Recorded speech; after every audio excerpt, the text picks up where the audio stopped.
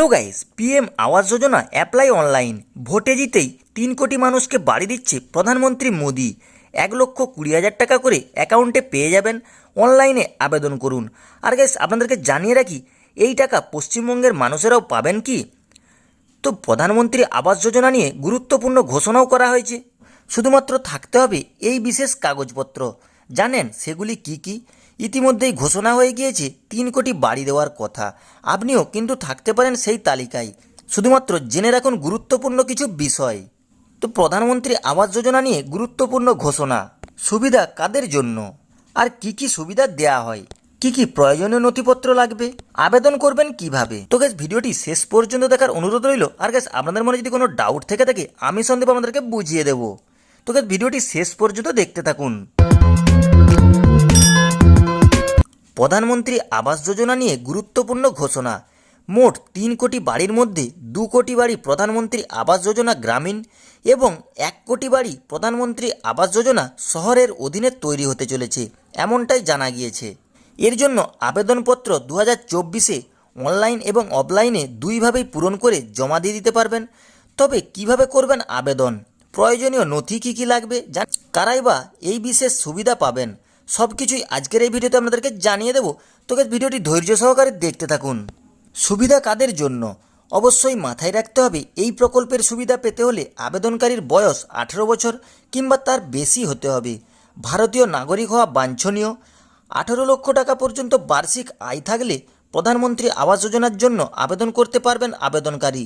এক্ষেত্রে বলে রাখা ভালো, যদি কোনো ব্যক্তির পাকা বাড়ি থাকে তাহলে কিন্তু তিনি এই সুবিধার আওতায় পড়বেন না। এমনকি যদি সরকারি চাকরি করেন তাহলে তাদের জন্য এই প্রকল্প নয়। জমি আছে এবং বাড়ি তৈরি করতে চান, এই ধরনের ব্যক্তিদের আর্থিক সাহায্য করাই এই প্রকল্পের অন্যতম একটি লক্ষ্য।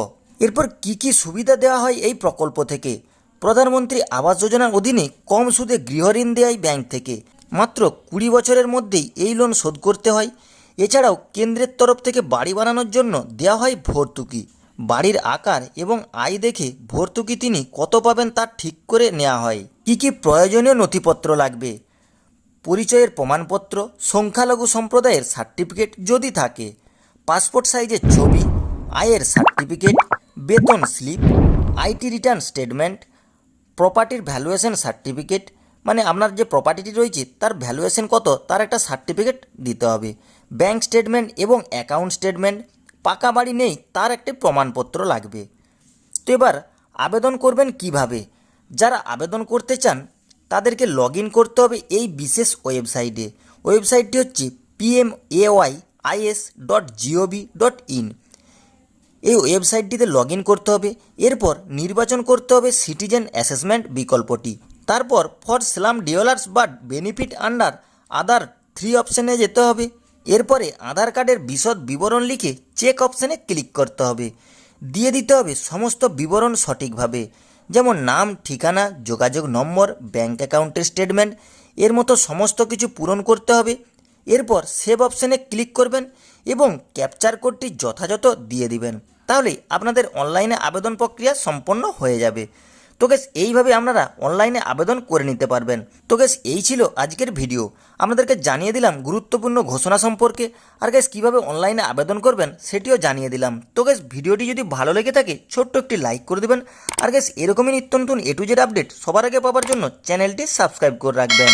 তো গ্যাস, ভিডিওটি শেষ পর্যন্ত দেখার জন্য অসংখ্য ধন্যবাদ।